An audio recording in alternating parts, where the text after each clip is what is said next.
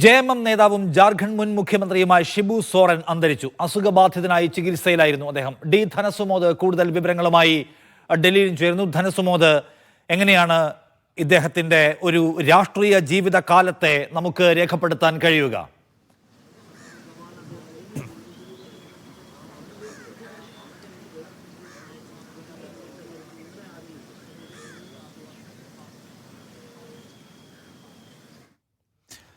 ധനസുമോദ് കേൾക്കുന്നുണ്ടോ? അദ്ദേഹത്തിന്റെ മരണവും ധനസുമോദിലേക്ക് ഞാൻ വരാം. ഷിബു സോറൻ ജാർഖണ്ഡിലെ മുൻ മുഖ്യമന്ത്രി, ജാർഖണ്ഡ് രൂപീകരണത്തിൽ നിർണായകമായ പങ്ക് വഹിച്ച ആൾ. അദ്ദേഹം ദീർഘകാലമായി ഇപ്പോൾ ചികിത്സയിലായിരുന്നു. ഡൽഹിയിൽ അന്തരിച്ചു എന്ന വിവരമാണ് ഇപ്പോൾ പുറത്തു വരുന്നത്. ഇന്ത്യൻ രാഷ്ട്രീയത്തിൽ തന്നെ ഏറ്റവും പ്രധാനപ്പെട്ട മുകളിലൊന്നായിരുന്ന ഷിബു സോറന്റെ മരണ വാർത്ത പുറത്തു വരുന്നു. അദ്ദേഹത്തിന്റെ മരണവുമായി ബന്ധപ്പെട്ട കൂടുതൽ വിവരങ്ങൾ നമുക്ക് ആവശ്യമുണ്ട്. ഡൽഹിയിൽ നിന്ന് ഡി ധനസുമോദ് ചേരുന്നു. ധനസുമോദ്, മരണം എപ്പോഴായിരുന്നു? അദ്ദേഹത്തിന്റെ അസുഖകാലം എത്രയുണ്ടായിരുന്നു? അതിന്റെ വിശദാംശങ്ങൾ തരും. ഒപ്പം ഷിബു സോറൻ എന്ന് പറയുന്നത് എങ്ങനെയാണ് നമ്മുടെ ഇന്ത്യൻ പൊളിറ്റിക്കൽ ഹിസ്റ്ററിയിൽ അദ്ദേഹം അടയാളപ്പെടുത്തുന്നത് എങ്ങനെയാണ്?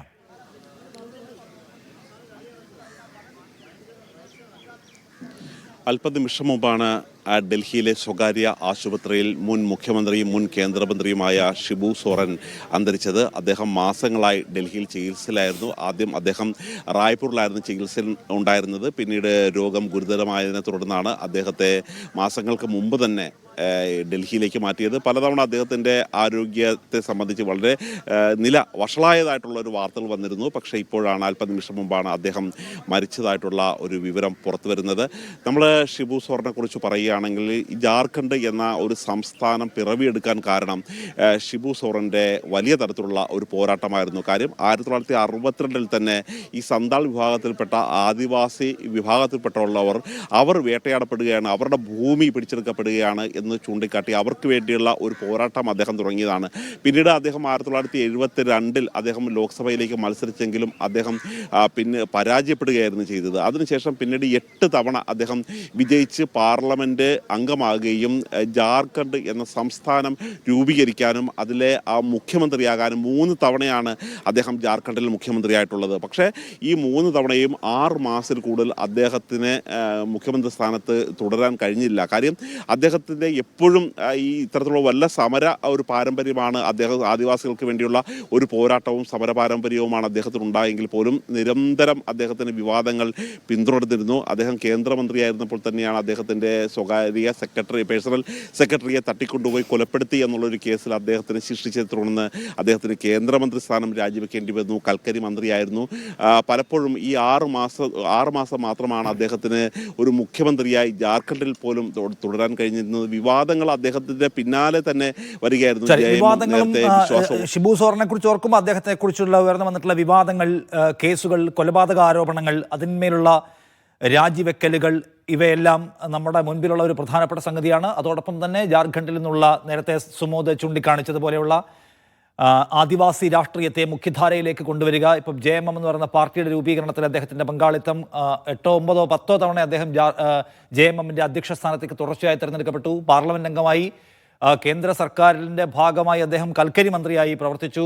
അവിടെ മുഖ്യമന്ത്രി പദത്തിൽ വളരെ കുറച്ചു കാലമേ പറ്റുള്ളൂ. കാരണം അദ്ദേഹം നിരന്തരമായി ഈ കേസുകൾ, കോടതി ഉത്തരവുകൾ എന്നിവ അദ്ദേഹത്തെ എപ്പോഴും വലച്ചിരുന്നതാണ് നമ്മുടെ മുമ്പിലുള്ള യാഥാർത്ഥ്യം. കൊടിക്കുന്നിൽ സുരേഷ് കട്ടായി, ഞാൻ വരാം. ധനസുമോദ്, ഈ പറഞ്ഞ 2 ഡയമെൻഷൻ അതിനകത്തുണ്ട്. ഒന്ന്, അദ്ദേഹം നിരന്തരമായ വിവാദങ്ങളിൽ പെട്ടിരുന്നു. ഗുരുതരമായ ആരോപണങ്ങൾ നേരിട്ട ഒരാൾ കൂടിയാണ്. അങ്ങനെയാണ് അദ്ദേഹത്തിന് പലപ്പോഴും പദവികളിൽ നിന്ന് ഒഴിയേണ്ടി വന്നത്. അതേസമയം ഈ പറഞ്ഞ പോലെ നേരത്തെ ധനസുമോദ് ചൂണ്ടിക്കാണിച്ച പോലെ സന്താൾ വിഭാഗത്തിൽ നിന്ന് വരുന്നു. 70-കൾ മുതൽ തന്നെ ജാർഖണ്ഡിൽ നിന്നുള്ള രാഷ്ട്രീയത്തിൽ പ്രധാന ശക്തിയാവുന്നു. ആദിവാസി കോസിനെ കുറിച്ച് നിരന്തരം സംസാരിക്കുകയും അതിനെ മുഖ്യധാരയിൽ കൊണ്ടുവരികയും ചെയ്യുന്നു. അപ്പോൾ ഈ ജെഎംഎമ്മിൻ്റെ ഈ ജാർഖണ്ഡ് മുക്തി മോർച്ച എന്ന് പറയുന്ന ഒരു കക്ഷി ഉണ്ടാക്കുക, ആ കക്ഷി ആദിവാസി പ്രശ്നങ്ങൾ ഉയർത്തുക പോലെയുള്ള കാര്യങ്ങൾ അദ്ദേഹം നടത്തിയിട്ടുള്ള ഒരു ഇടപെടലിനെ നമുക്ക് എങ്ങനെയാണ് മാർക്ക് ചെയ്യാൻ പറ്റുക?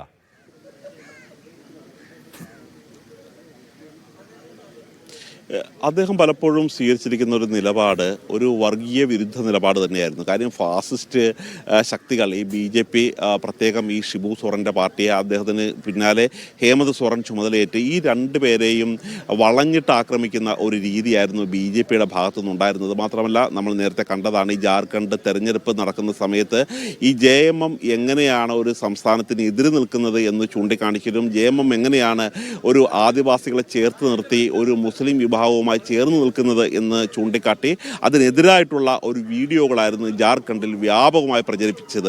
പക്ഷേ അപ്പോൾ പോലും നമ്മൾ തെരഞ്ഞെടുപ്പ് പ്രചരണത്തിന് വേണ്ടി പോകുമ്പോൾ ഈ ഹേമന്ത് സോറൻ എത്തിക്കഴിയുമ്പോൾ അല്ലെങ്കിൽ ഈ ഷിബു സോറൻ്റെ മകൻ എത്തിക്കഴിയുമ്പോൾ വലിയ തരത്തിലുള്ള സ്വീകരണമാണ് അദ്ദേഹത്തിൻ്റെ ഈ ആദിവാസി വിഭാഗങ്ങളിൽ നിന്നുണ്ടായത്. കാര്യം ഒരു കാലത്ത് നഷ്ടമായിരുന്ന ഒരു അധികാരം അല്ലെങ്കിൽ ഒരു മുഖ്യധാരയിലേക്ക് ഈ ദളിത് രാഷ്ട്രീയത്തെയും ആദിവാസി രാഷ്ട്രീയത്തെയും പിടിച്ചുയർത്തുന്നതിൽ വലിയ പങ്ക് തന്നെയാണ് ഷിബു സോറൻ വഹിച്ചിരിക്കുന്നത്.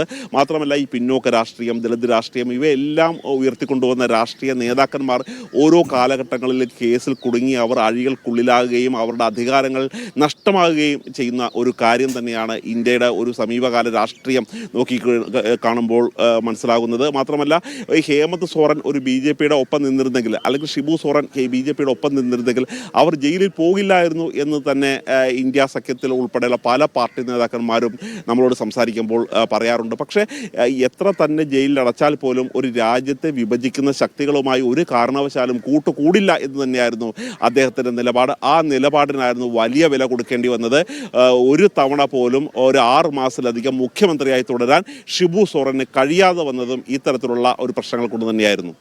ശരി, ധനസ് മോദി ഇപ്പോൾ നേരത്തെ ചൂണ്ടിക്കാണിച്ച പോലെ അദ്ദേഹം ഒരു 70s മുതൽ ഇങ്ങോട്ട് ആദിവാസി പ്രശ്നങ്ങൾ ഉയർത്തുന്നു. ബീഹാറിൽ നിന്ന് ജാർഖണ്ഡ് പ്രത്യേക സംസ്ഥാനമാകുമ്പോൾ അതിലെ ഒരു പ്രധാന സ്ഥാനീയനായി അദ്ദേഹം പരിഗണിക്കപ്പെടുന്നു. അവിടുത്തെ ആദിവാസി ഗോത്രങ്ങൾക്കിടയിൽ അദ്ദേഹത്തിന് വലിയ സ്വീകാര്യതയുണ്ട്. അദ്ദേഹം ദിഷോം ഗുരു എന്നൊക്കെ വിളിക്കപ്പെടുന്ന ആൾ കൂടിയാണ്. ആ നിലയ്ക്ക് വലിയ പോപ്പുലറായി. പക്ഷേ ഇന്ത്യൻ പൊളിറ്റിക്സിൽ ഷിബു സോറൻ അതിൻ്റെ ഒരു അവസാന ഘട്ടത്തിലേക്ക് എത്തുമ്പോൾ നിരന്തരമായ വിവാദങ്ങൾ നിറഞ്ഞ ഒരാൾ, ഇപ്പോൾ സ്വന്തം സ്റ്റാഫിൻ്റെ കൊലപാതക കേസിലടക്കം പ്രതി ചേർക്കപ്പെടുന്നു, വാറണ്ട് വരുന്നു, രാജിവെക്കേണ്ടി വരുന്നു. മറ്റു ചില കൊലപാതക പരമ്പര കേസുകളിൽ അദ്ദേഹം ആരോപണ വിധേയനാകുന്നു, അഴിമതി കേസുകൾ വരുന്നു. ഷിബു സോറൻ ഒരർത്ഥത്തിൽ ജാർഖണ്ഡിലെ ജനങ്ങൾക്കിടയിൽ വലിയ പോപ്പുലറാണ്, ആദിവാസി കോസ് ഉയർത്തിയ ആളാണ്, സമരങ്ങളുടെ നായകനാണെന്ന് പറയുമ്പോൾ തന്നെ ഇന്ത്യൻ പൊളിറ്റിക്സിൽ അവസാന കാലത്ത് അദ്ദേഹം വിവാദങ്ങളാൽ കൂടി ഒരു നിഴല് വീഴ്ത്തിയ പ്രതീകമായിട്ടാണ് മടങ്ങിപ്പോകുന്നത് എന്ന് പ്രത്യേകം പറയണോ?